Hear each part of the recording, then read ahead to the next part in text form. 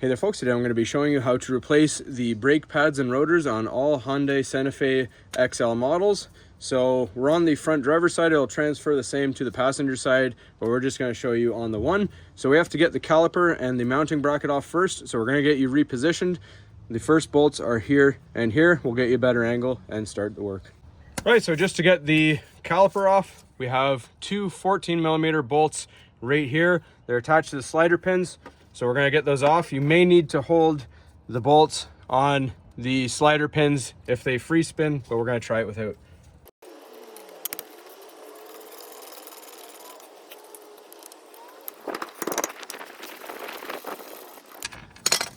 All right, so once those bolts are off, you can either have a caliper hanger or you can just use a bungee cord. I just like to hang it on the spring part of the strut here, and then we loop it through the hole in the caliper just so the hose doesn't break. So that is safe and out of the way. All right, so to get the caliper mounting bracket off, we got our two bolts. One is here and one is here. Those are 17mm. We're going to break them free. You may need a wrench with a hammer or a breaker bar for that.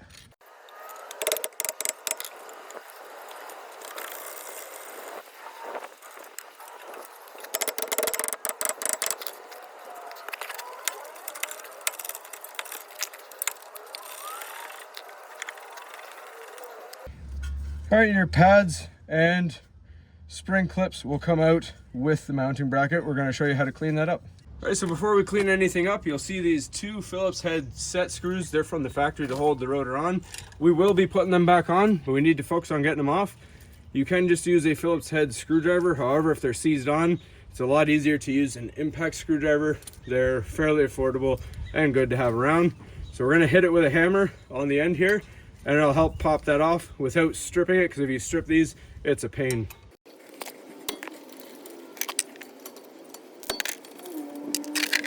All right, your rotor may be seized on depending on how long it's been on there.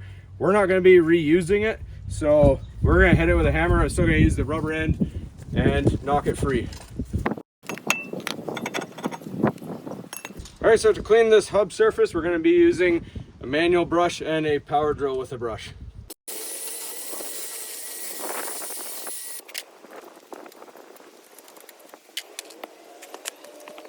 Then with a rag underneath or a bucket, just hit it with a little brake cleaner to get the rest of the residue off.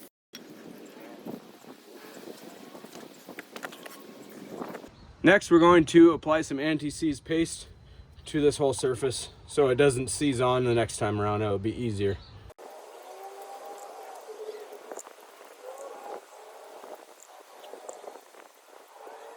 All right, so it's just a thin layer. You don't want too thick, and it'll fling off onto the brakes. So just a nice thin layer. Now let's get the new rotor and put it on. So with any rotors, they do have a coating on it, kind of an oil. We just want to hit it with some brake cleaner and then put it on.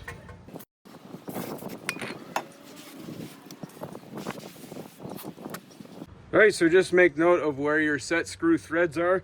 You have to line up the new caliper with those holes. Once you see your threads come through, take your set screws. We're just going to put a little tiny dab of anti-seize on just in case we need to get these things off again.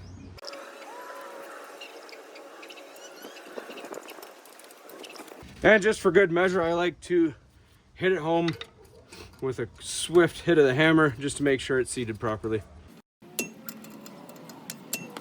And as you can see, the rotor is nice and tight. Now let's go clean up that mounting bracket. All right, so our pads are still in there. We're just gonna squeeze them. Make sure you watch out for these spring clips. We're gonna reuse them. Not all kits come with new hardware, so ours came with the wrong one, so we're gonna keep the factory ones. All right, so not all new kits come with hardware clips. Sometimes they come with the wrong ones. So these spring clips we have to keep and reuse the factory ones because we were sent the wrong ones. So they're just set into these little holes inside the pads there. You can see they just slide out. So we're going to save those and use them later. Now they also sent us the wrong clips here. We're going to be addressing that issue later. So we're going to be careful. We're going to reuse them. It is okay to reuse them. Again, it's preferable to have new ones, but if you cannot, you can put the old ones back on. Just clean them up. Then we're gonna wire brush right under where the clips were held. Just be careful not to scrape the boot and puncture it with your wire brush.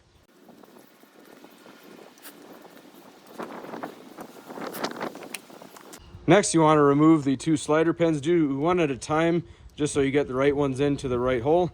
So we're going to pinch the boot and then pop out our slider pins. So we're going to wipe them down again for them, put a little bit better grease on them.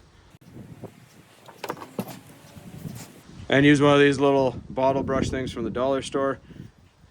Brush inside, get out any dirty old grease. All right, so just use a little silicone brake lubricant here. Put a thin line on. You don't want too much, because if you have too much, there'll be too much pressure and the pins won't slide properly. It's always better to add a little more. Slide it back into the boot. You'll see it seals on. You want to have a nice push back and forth, and we're going to do the same with the other.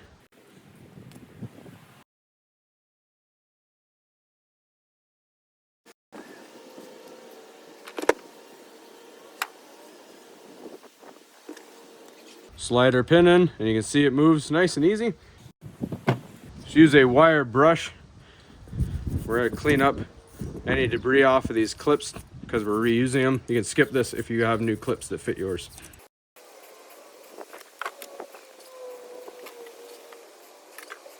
So we're going to clip these back on. You want to hear a click, then you know you're good.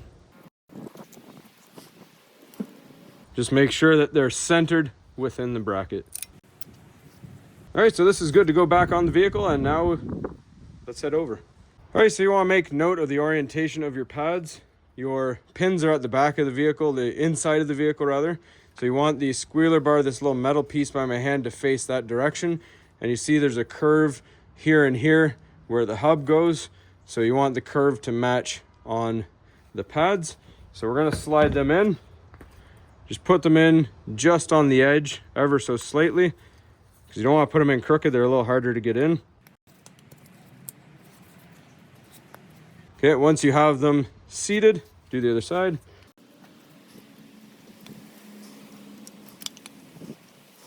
We're gonna put the pins on later. Let's get this attached. All right, so it's easier if you can get your head in there, but I don't want to get in the way of the camera. Right there and there, that's where the holes are. Do your top bolt first, and then the bottom will swing naturally with gravity. So you just gotta kind of move it around until you feel it seat. I just do it part way by finger, then do the other one, and then we can hit it with the wrench.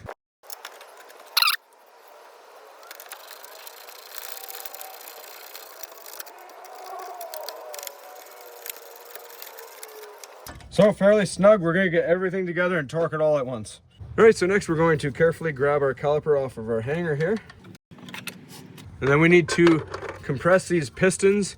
These are double pistons, so I like to have this tool right here. You put a 3/4 wrench on there. You can use a ratcheting one if it's reversible. Mine aren't, so I'm just gonna use an open end wrench. And you see it came apart, that's because it's magnetic. So we're gonna set that in there. It's universal, so it can do single or double. So all we have to do is twist inside here, and you'll see it'll start to compress the pistons.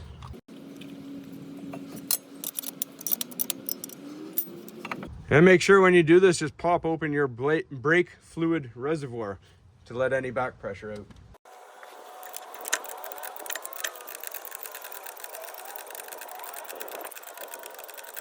All right, you'll feel it naturally bottom out. You can see they're not all the way in, they're almost flush, but that's as far as they go. Don't ram it too hard. Then we're going to reverse this off, just loosen it, and the tool comes right out. All right, before we get that together, we don't want to forget our spring clips. So we're going to set those in to the holes here. So I put it into one in the back there and bring it around, put the one in the front, and we do the same thing on the bottom. And we just push our pads in. You may have to squeeze them, but we're going to try to get the caliper on.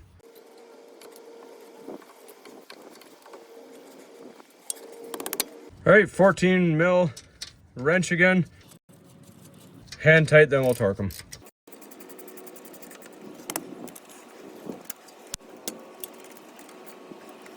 All right, so the caliper bolts that go into the slider pins go to 23 foot-pounds of torque.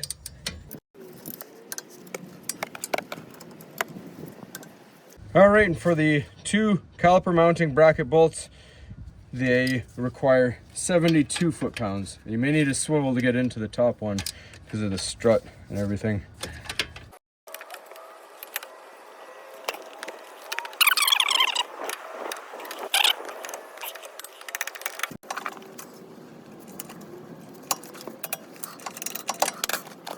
All right, that's all there is to this one, folks. Just double check you got everything. You got your new pads in, spring clips in, hardware clips in, set screws in, new rotors on, new pads. Everything's torqued down the 4 bolts.